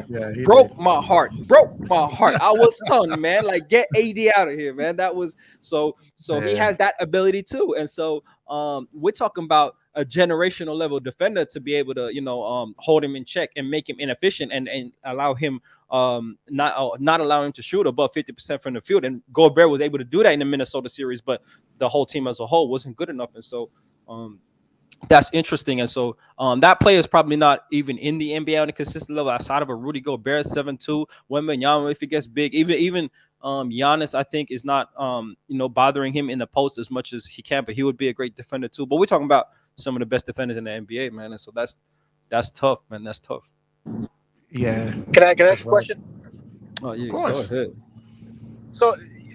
So since Jokic is doing what he's doing right now, do you think that teams now going forward are definitely going to try to get somebody to stop him as far as like a big man when it comes down to the center position? Well, yeah, I mean, they're going to expand rosters, but I'll tell you what, the happiest, if the people sitting back here, Minnesota might be happy as hell right now because they sit there thinking maybe they're stuck with Rudy after all they gave up to get him, and they have to trade Cat just to put something around Anthony Edwards and him because there probably was no market for Gobert. Watching what Joker's doing with Victor coming into the league, I think Africa's spot on with that, and I missed this. So good eye there. I think Gobert's value just off Joker's play is as crazy as it sounds. Great point. It's going up. It's going back up. So I think Minnesota may look back and be like, aha, like maybe we can get some return on investment here and get out for this. Like maybe we can get out of here, maybe get out of this and figure something out for it. And like, and just think about this for a second, guys. Think about this for a second, because Africa touched on this and it is spot on, but there's a layer to it. You speak of someone like Kyle Lowry, right? Africa. You sit here and talk about a guy who's making all this money, who's going to be a player on the bench, who can't really get you anything. But what he can get you is another team can get out from under a bad contract that they don't like, that's long-term, because his money can match. Miami doesn't have a ton of draft capital, but if you're sitting around and these teams got to clean their books going into next summer, not this summer, but next summer, and they're like, look, we need $30-something million that we can say bye-bye next. Oh, there he is, Kyle Lowry. You know what I mean? And so Miami and Miami has probably the best cap guy in the league in their front office. And they probably already got 30 different scenarios of what to do with Kyle Lowry. And watching Joker and playing them in the finals and getting a front row seat to this, they may be thinking like, what do we got to do to get Rudy Gobert out of Minnesota while his values perceived lower, but Minnesota's probably not buying that right now. So keep an eye on that. I think Gobert's value, that's just a great point. I can't believe I didn't think of that. Well said, man. But that as soon as you said that, like a light went off in my head. And I was like, there it is, because Minnesota may be able to cash in for him. And 3 months ago, that was probably impossible. Oh, definitely. And I think that it's an amazing point you made, man. I didn't even think of it like that, where you said Jokic's play has increased the value of Rudy Gobert. That's crazy, man. Yeah. He didn't do nothing but sit at home, and his value definitely increased, because if you're a championship team and you're in the Western Conference especially, you need a Rudy Gobert type play. He's 1-on-1 in terms of the NBA right now, in terms of 7'2", huge wingspan that can hold Jokic to. In that series against Denver Nuggets, he held him to like 46-47% from the field. That's great. That's amazing. And so if you can do that, you've got a chance. Exactly. So yeah. So definitely, I think DJ. I think that the defensive big is coming back. And I think the draft is going to look a lot different. And instead of taking flyers on 3-and-D wings that might have athletic potential but not the fundamentals, you're going to take a flyer on that 6'10" power forward, or 7'1" center that might not be as polished but has got a solid defensive foundation. I think you're going to have to take a flyer on that guy. Hey, does it sound like we're going to keep AD for like more years? Is that what y'all saying? Yeah, I mean they're keeping AD, bro. Like I know. They're keeping AD. AD should get in the weight room after what he just saw against the Denver Nuggets, bro. He need to get bigger. I know he's agility and speed, and his knees and legs and his lower. Yeah. I understand that, but like, come on, you can't get bullied like that, Jeff. I think AD just needs to work on his core. You know what I mean? I think what messed up AD is when he tried to get after 2021, when he came back and added all that muscle, and his lower body couldn't handle the extra weight. And it wasn't fat. He had gained some weight, but all that extra weight, his frame couldn't handle. So what made Anthony Davis special was his agility. He took away his own agility, and then wasn't playing good as a true big guy with that weight on. But I think if his core, just his conditioning, his bounce, I don't know, you lose that with age anyways. Let alone when. And a lot of the time, the doctors are telling him to chill in the offseason. Don't put in work, because they don't want him to get hurt in the offseason. So he's kind of one of those weird situations. But DJ, let me ask you something. Let me ask you a question now. So you remember back in the day with Shaq and Kobe, and how many times did you look up and you were looking at Portland, or you were looking at Sacramento or Indiana, and all these teams, you're like, yo, how did they get all those centers? These dudes got like 3 legit centers on their team. Right. And I'm thinking that's what I'm trying to say. And every time you looked at it, and it was like Shaquille O'Neal literally was the retirement plan for these centers. He gave these dudes like 3 to 4 to 5 extra years of their career because teams needed them. And that's what I think that now Joker is not as physically dominant as Shaq, but he's statistically dominant. So they're going to have to go 2 to 3 deep on centers. So I think you're going to see teams are going to, with those 3 two-ways, that 15th roster spot is going to have to be filled, or you lose a two-way after a certain amount of time. That's a whole different layer to the CBA. Teams can't just stash that 15th slot and wait for something to get bought out or waived or after the trade deadline to fill it. Because if you carry 3 two-ways with only 14 roster spots for 30 games, you hit that 90 rule, and bam, your 15th and your third two-way is gone. So teams are going to have to carry that 15 slot. So So it's going to be bigs. So that majority of the teams kept that 14th slot open. So that's 30 extra jobs for bigs right there. And you know what's annoying? You know what's really annoying about that too? The Lakers in 2020 they found the formula accidentally. Yeah. On what it takes to win in the NBA. You can have two all-stars on your team, and you surround them with depth, and you have two physically big centers Yeah. on your team, and Yeah. that's how you win. And we found it, and we got away from it, and every other team have been trying to emulate it, and we got away from it. No, hey, I don't know, DJ. I mean, like for me, so like what you said, you know what I'm saying, you're right about that. But I feel like it's the coach too. You know what I'm saying? Because like saying Ray Vogel, right? You know what I'm saying? Like, he likes his big centers. You know what I'm saying? Like an AD, like a Dwight Howard, like a JaVale McGee. You know what I'm saying? Like you know what I'm saying? He likes those centers. But with the coach we have now, he went back to that small basketball.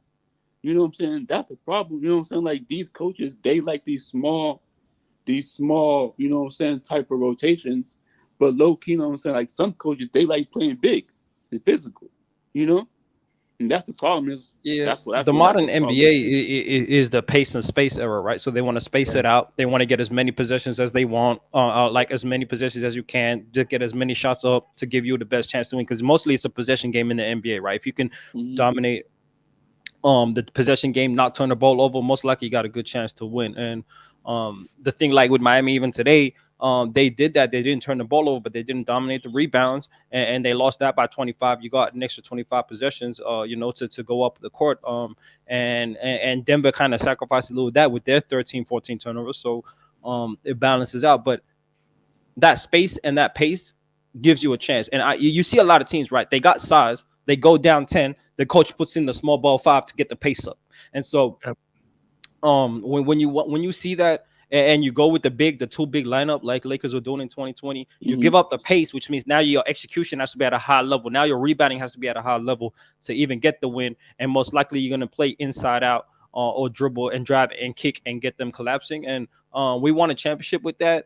And it's surprising they didn't want to pay Dwight Howard an extra couple $1 million. That's kind of crazy. But at the end of the day, we went away from that, and the whole league as a whole has been going away from that. And when you say like other teams have been trying to do that, I don't see a lot of teams trying to go big or super big, like playing two bigs, the power forward and center being 6'10" and above. I don't see that a lot in the NBA. Yeah, no, not the bigs, but the depth part. Yeah, not the bigs. Okay. Yeah, carrying. Yeah. I mean, do y'all think, I mean, for memory, it's like saying like the only big that we have now is the Cavaliers. Did they have two bigs with their power forward, the young power forward, and Allen? Jared That's Allen, the only, that's the only two bigs that and Cat and Gobert. That's the only two teams that have the potential big guys. Like we had. Well, though the thing is, having those two bigs are the luxury when you face someone like Joker. You get what I'm saying? So it's like that's not something you want to use every game. Like I said, specialists. Like 10, 15 years ago, shooters were specialists. Now they're the premium. You got to treat like those type of bigs like in that role, right?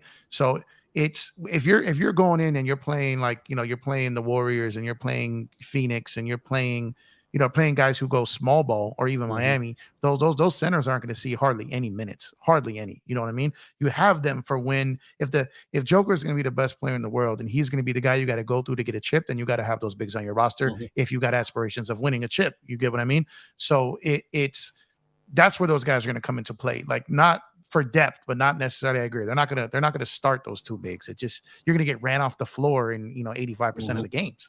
So it's just you basically need them for a series against Joker. Those guys are going to get paid all year just to hopefully you match up against Joker. Like that's essentially what it's going to be. That's exactly what happened in 2020. We didn't use any of our bigs in the whole playoffs until Denver. Yeah, that's valuable, exactly man. And to that point, Jeff, like you're right. the type of player you're talking about is a role player, probably coming off the bench, and he's a matchup dependent guy. Even my example of Rudy Gobert, the example we're talking about is not a supermax guy, right? And so at the end of the day, he was overpaid, and he's been overvalued traditionally, especially when the kryptonite to Rudy Gobert was a stretch big that could take him out the paint. But Yeah. what we're talking about, and what you said, right? Most of the league is playing small ball fives, Yep. and playing 5 out or four out, 1 in, right? And so the most important thing on defense is versatility in the modern NBA, right? You need to be able to switch pick and rolls. You need to be able to guard, perimeter guys, point guard, shooting guards, small forwards, and be able to switch back and not create a mismatch if you're that good of a defender, right? And so a traditional big, a guy like Jared Allen would be hazardous against the Golden State Warriors, and so even Jalen Brunson was able to expose that in the New York Knicks series in the first round. So it's interesting. The guy that we're talking about, this the paradox, if it is, I would say, is like the guy we're talking about is extremely valuable, yet we're saying he's going to be a role player on a squad, and that's going to be interesting, right? Is like, how will the NBA now going forward define the value of a defensive big and define the value of a guy, and especially if he got any type of offensive game and can give you 10-15 points and give you 15 rebounds as well, or 12 rebounds, depending on how many minutes you give him. How valuable and what value you putting on him, Jeff? If he's a guy that can neutralize or at the very least make a guy like Jokic inefficient, dominate the rebounds, run the floor, be able to switch the pick and roll, that sounds like a max guy to me. That's what that sounds like. Yeah, and when you look at it, it's a copycat league, right? If you win a championship playing that way, other teams are going to go that route and try to add it on then. And now you've got more games in a season where you need to match up against more bigs, but someone has to do it first. They have to succeed at it. So if the Lakers go out and let's say the Lakers come out and even if they come back and they've got 3 bigs that make an all-star team, which isn't going to happen, but let's say hypothetically speaking, they get 3 bigs that make an all-star team. They go and they still lose to Denver in 6. People are like, it still doesn't work. You get what I mean? So like they have to succeed with it. They have to prove that it works. And I know it worked in 2020, but those were 2 different teams. The Lakers are a different team then than they are now. Denver's a different team than they are different now. Jokic as well, right? Different Jokic. Bubble Murray is healthy Murray again, but Aaron Gordon, KCP, like all these dudes that are more like ready for this now. And the thing is just when you look at that, it's just like, and DJ was absolutely right. The Lakers kind of stumbled into that. But it was almost going to take kind of like an old school approach. It's going to almost take like an old school style coach with an old school style front office to really believe in that, because these young analytics cats, they despise it. They absolutely do not believe in it. And the owners love the ratings of the fast pace. So it's you have to have like a really you have to have a balanced front office with like a balanced coaching staff. But if it's analytics from top to bottom of your organization, they're not going to go for it. You know what I mean? Mm-hmm. So but the Lakers kind of were that kind of little ruffle, like little wrinkle in the system in 2020, as they tried something different. They were listening to AD not wanting to play the 5. They let him play the 4, and the cheat code was you slid AD to the 5, and that was your death lineup.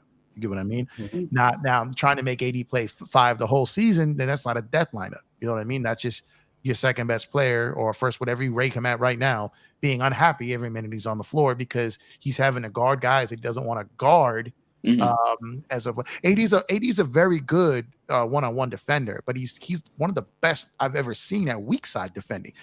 AD can guard effectively 2 guys if you got him on another guy, and the threat of coming over to block the shot on the other guy. When you got him on the best guy, he's not looking over his corner for AD. He's got to go through him, and then he's done. Because and then you're taking away AD's rebounding, his shot blocking, his help, all that by making him guard that guy. So AD's thing isn't necessarily like, I don't want to play the 5. His thing is, I'm more effective at the 4. You know what I mean? That's always what it's been. So I think that's a false narrative that I think that people are throwing out there. He's never once said he doesn't want to play the 5.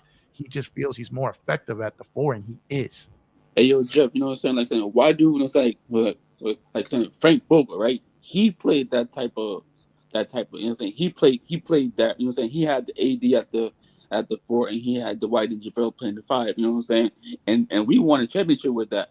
But with this coach, it's like you know what I'm saying? He goes small ball, and he wants AD to be the dominant center when that's not his game. You know what I'm saying? It's like It's like, why do coaches, you know what I'm saying, think that they scheme works when like another coach's scheme worked the best for our team?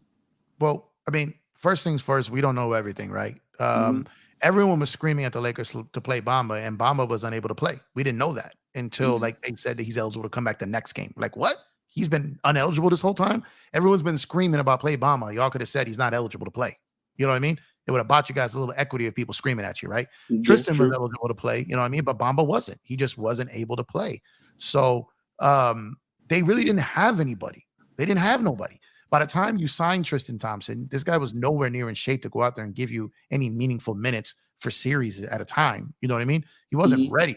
He could have been telling him, hey, I need a couple weeks to get in shape. I'm not ready yet. I don't want to go out there and tear my Achilles because I've been at home taking care of my, my ill father all season. And I don't want to get out there and, rupture something just trying to, get you guys to win and end my career right here on a minimum contract. You know what I mean? There's Mhm. layers to this stuff that a lot of people don't understand. And it could be just, he coaches trust their guys. And he had, I know guys hate those small ball lineups and all this stuff, but Ham had Dennis in Atlanta. That's his guy. You know what I mean? There's a Mhm. trust there. There's a comfort level. Whether you like it or not, that 3-guard lineup, whether you like it or not, there's stats that prove that a lot of those lineups that the Lakers used was their best lineups at times. You know what I mean? It's just the problem was timely substitutions and timely timeouts and him never wanting to use his challenges when he really should have and then using them when he shouldn't. You know what I mean? So that was all learning Mhm. curves for a rookie head coach. And here's the thing. I'm not as low on Ham as you guys are. I don't love Ham. I don't hate Ham. Ham's a rookie head coach. Ham has been a lifelong basketball player. He's been assistant coaching in the NBA for forever. But you can be a passenger in a car for 20 years, but until you're handed the keys and it's your job to now drive that vehicle, and every decision that you make is yours as opposed to just being a voice, it's not the same thing. So Ham had to learn that. He had to learn it. And for a rookie coach and for all his mistakes and everything that he did, he still was part of a team that got it to the conference finals, that overachieved. He still did make adjustments, in those playoffs. There were times where he hurt himself, but Ham did some things that gave me some confidence moving forward. Now we'll see. We'll see if he continues in that growth. Oh, But I agree. I think it was a little unfair for people to expect a rookie head coach. He's got the leader of men part down, which is, believe it or not, one of the hardest parts to do. The leadership, knowing how to talk, knowing how to, get on people, know how to communicate. A lot of head coaches don't have that. Ask the New York Knicks, ask anyone that's ever played for Tom Thibodeau. Oh, You don't have facts, that. facts. You don't have that. Yeah, I agree. Go ahead, DJ. I was really quick. I was just gonna say I already gave him his props. Once he beat the Golden State Warriors and Steve Kerr, bro, Exactly. I was like, oh, he got my props. Yeah. Exactly. So I get it. I get it. It's very easy to get frustrated with him, and he brought that on himself. I'm not sitting here trying to defend him. I'm just trying to set the proper expectation level for him. Okay. Yeah. Because I feel you. because I'm so like, could you imagine if we were in these playoffs with Luke Walton? Like, We wouldn't be in the playoffs with Luke Walton going yeah. forward. Do you understand what I'm Yeah, we saying? wouldn't. So I think Yeah. I think like you notice that the Laker players aren't coming out. There's no leaks to the media about the players being upset with him or disliking him. None of that's Mhm. coming out. You know what I mean? That's a good Yeah. sign. You get what I'm saying? So at the end of the day, like, he went up against round one with a coach that was more seasoned than him, but another guy that was on his coaching tree with Coach Bud. He bested him. He went in against an impossible scenario to outcoach a 4-time NBA champion and also winner as a player in Steve Kerr, and he still beat them. So just paint this picture. You are given the keys to the castle for your first time. It's not only a castle, it's the Lakers castle. Okay. And you have LeBron James and the Laker fan base and the LA media and all the Laker haters coming at you for a rookie. You get what I'm saying? That's a lot for one man to handle. And the Lakers did Darvin Ham wrong by not having a really, really good, solid offensive assistant coach on his staff. Because outside of Phil Handy, can no one tell you any of those assistant coaches' names? No one knows. You get what I'm saying? I don't know. Yeah, And Phil Handy is a player development guy, not an X's and O's guy. So it's like they needed, like, when Vogel had Jason Kidd and Lionel Hollins. You get what I'm saying? Like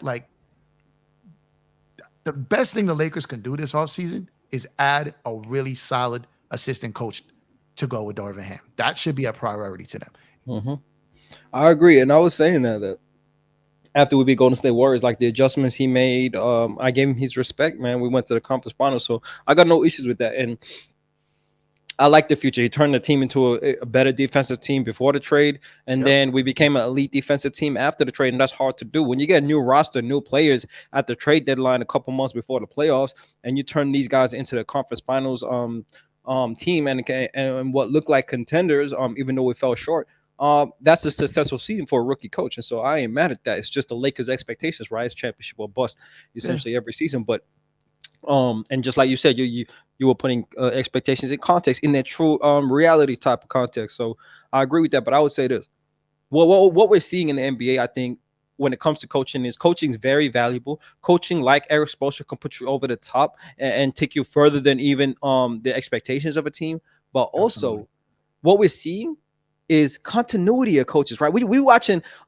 What's amazing, Jeff? The last three coaches that won a championship have all been fired: Budenholzer, Vogel, and Nick Nurse. Been fired, right? That's Yeah. amazing. Yeah. What we're seeing with these two teams, the Denver Nuggets and the Miami Heat, the continuity, the ability to understand your team's weaknesses. These coaches have been with the team for 5+ seasons. When it's Eric Spoelstra, it's 10+ seasons. Yep. And they've had the continuity. They've gone through the battles. They've lost deep into the postseason. They've understood the adjustments that they weren't able to make. They've understood how to get better with the same core players and trusted in those core players to grow and to fulfill their potential. And when you're able to do that and have a coach that rides that and is able to go through the trials and tribulations, go through the losses, understand the adjustments and how they got out coached to certain levels, and the schemes that didn't work, come back and become better. You're battle tested. These are the moments where now in the finals you see the ability of coaches and the value of the continuity of coaches. Something that it seems like the NBA is not respecting, Jeff, when they just be firing coaches out here left, right, center. It's kind of amazing.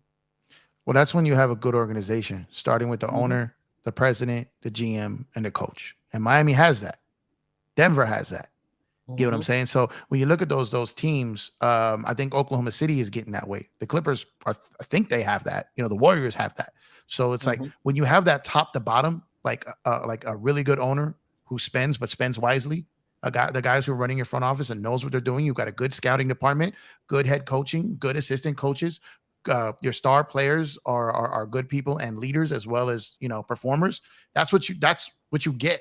And Jimmy Butler was born to play for the Miami Heat, like born to play for them. That Heat culture, Heat way thing, he was born for that. The second he got there, like he is nowhere near the player that of the likes of like the Dwayne Wade, Shaq, LeBron, the guys who have taken them to a championship. He's nowhere near their level of talent, but his level of impact is up there. So it's like Miami, he was perfect for them. They don't need a Wade, a Shaq, or those guys, a Bron every time. They need guys like Jimmy, the grit, the grind, the guys who take no shit. Everyone will be so quick to call Tatum and Booker, guys who wouldn't bust a grape in a fruit fight, the next Kobe Bryants.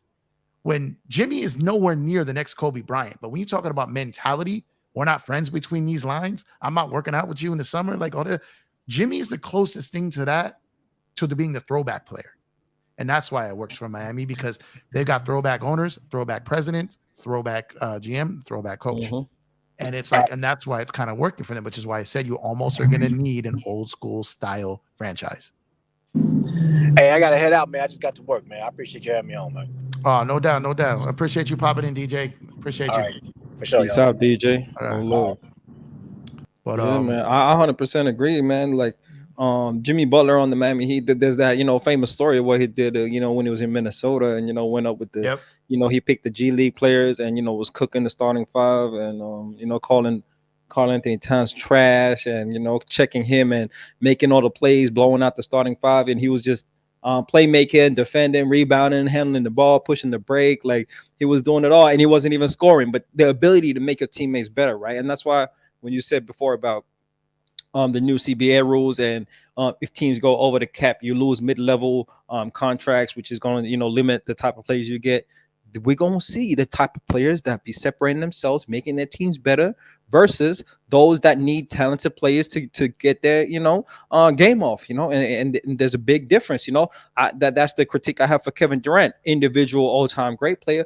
But how much do you make your teammates better? How much do you elevate the ceiling and overachieve in your career? Have you ever overachieved in your career and gone to a place that you weren't meant to with the squad? And the all-time greats have shown that, and have been able to do that. And even if they haven't been able to win, I've even questioned, has Michael Jordan ever did that at the top level? But I would say dropping 60 on the all-time Boston Celtics is overachieving, is showing your greatness. But there's a question on that too, the 6 finals, favorite and all that. But there's a certain level that great players have done it in recent times in the league. And I like that. I like the parity. I like to see if players are true franchise cornerstone top guys, or are they, players that need talented players around them. Because a lot of players, let's be honest, coming up through the ranks, in the junior leagues and all that, like they're playing with the best players. And when you play with the best players, you're kind of cheating the game a little, and the ability to make your teammates better is questionable. Whereas a guy like Jimmy Butler comes out of Marquette, who is not a high prospect, who's a second round pick, and has to learn to be a role player, has to learn to be a team player, has to learn how to elevate players and go up against teams that are way better than he's more talented than he's been doing this his whole career, right? Which is why he's ready. And it's kind of sad.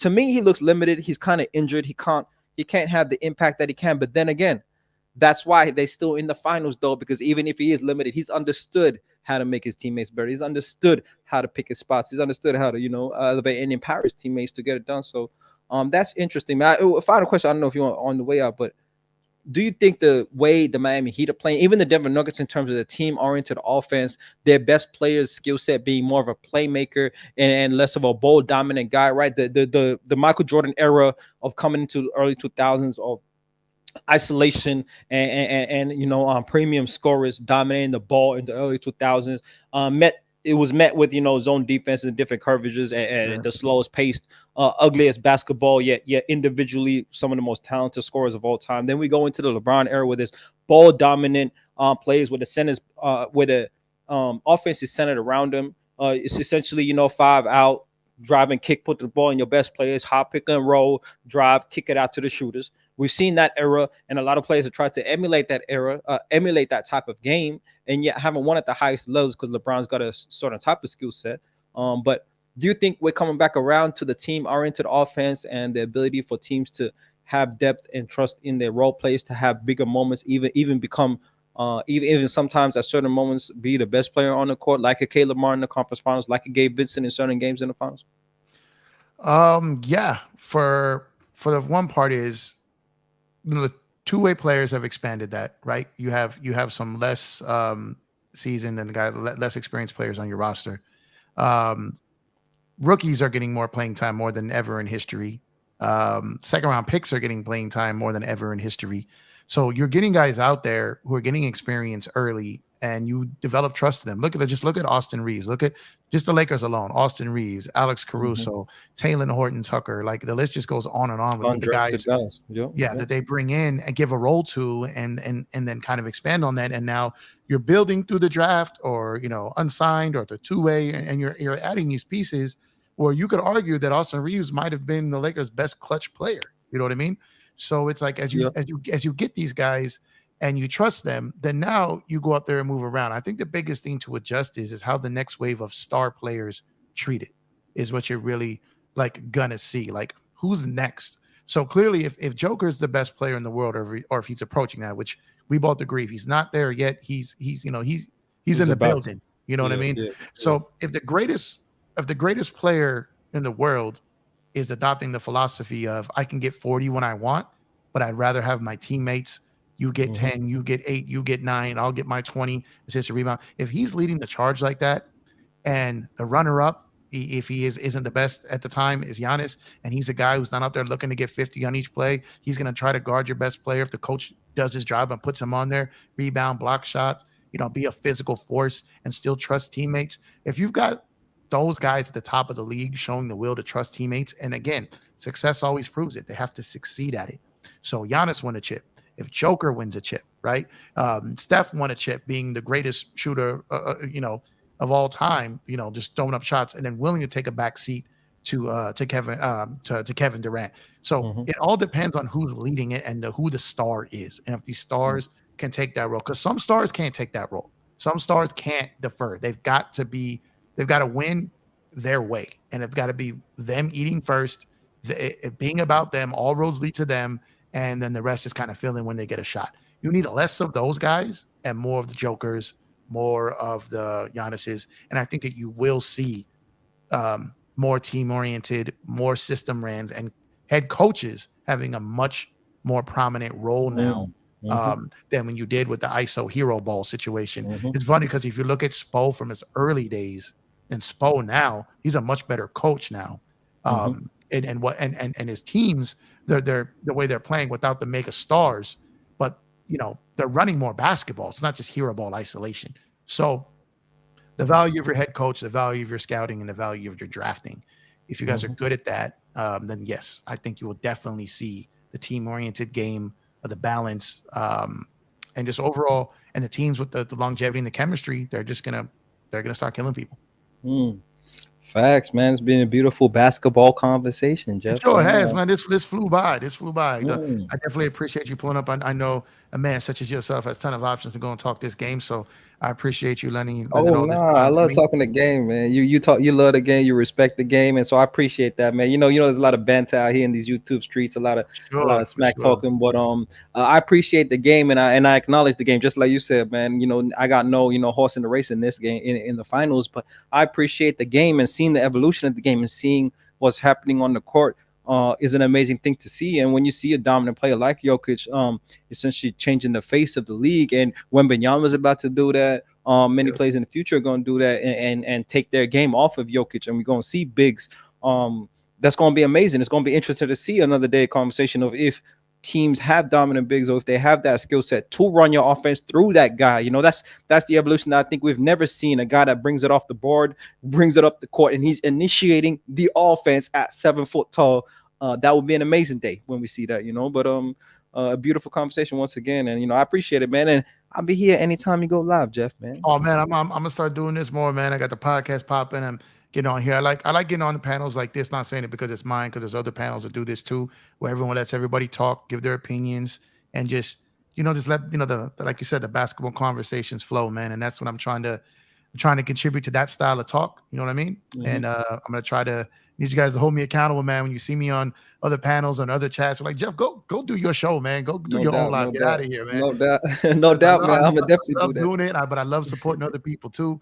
But I got to catch myself and falling into some of those bad content channels and just getting wrapped up with a bunch of people that are just there spewing hate, and I just want to talk. Yeah, the game, man, you know what I'm that saying? smack talk, especially when I have no horse in the race, there's not really much smack talk come from me. But let me just say this, I appreciate, a lot of channels do talk about the game, but you talk about it player versus play, you talk about it very micro centric to the narratives, but this conversation that we just had about the evolution of the game, the greater context of the game as a whole, what could be of the future. I think these are beautiful conversations to have because the game's changing so rapidly from the pace and space, the 3-point era to now a dominant big changing it all. And many people have said that it goes in cycles, right? It was dominant bigs and then it went through the guard era of the 2010s where we saw a lot of perimeter threats and them dictating the game, and that then changing the 3-point ball is the reason why the big center and the dominant center that we're talking about that's going to return has faded, right? Because he can't switch out on pick and rolls. He's getting cooked by Steph Curry and these type of elite Damian Lillard type players. So it's going to return, but I like these type of conversations when we talk about the greater context of the game that we all appreciate, right? And so shout out to you.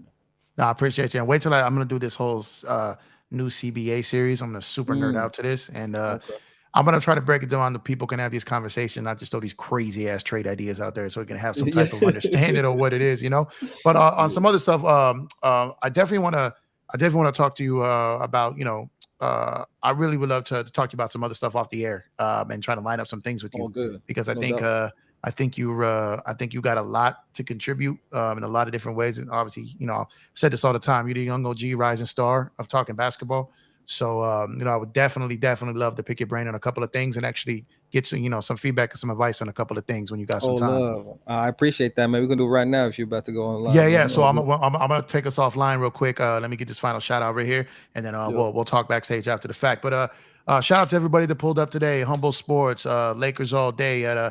Really shout out to Lakers all day for making it an entire stream without mentioning Kyrie Irving, and Yeah. almost mentioning going through an entire stream without mentioning Darvin Ham. I salute that young man. He came through and he was on topic today. He held it down. He had some great conversation. Shout out to Humble Sports. Shout out to my man DJ from Lakers in 5. Make sure to go to support his channel, of course. The Young OG, Young Africa. Every time you show up here, it's a blessing and a privilege. So I appreciate you. And you guys can catch me tomorrow. Tomorrow I'll be on Dan the Lakers fan channel for Around the League. Kind of found a home there with the fellas. So make sure to check out Dan the Laker fan. I'll be on there tomorrow. And other than that, for anyone who's watching on their computer, if you go and scan this QR code and you can follow me with everything I'm involved in, I'd appreciate it. Once again, I'm Empire Jeff, and make sure to like, subscribe. Let me know what you think of this conversation in the comments. I think today's panel was incredible. I felt like the conversations just flew by. The time flew by, and I just had a chance to chop it up with great people. So I appreciate you all, and I'll catch you guys on the next one. You guys have a good one.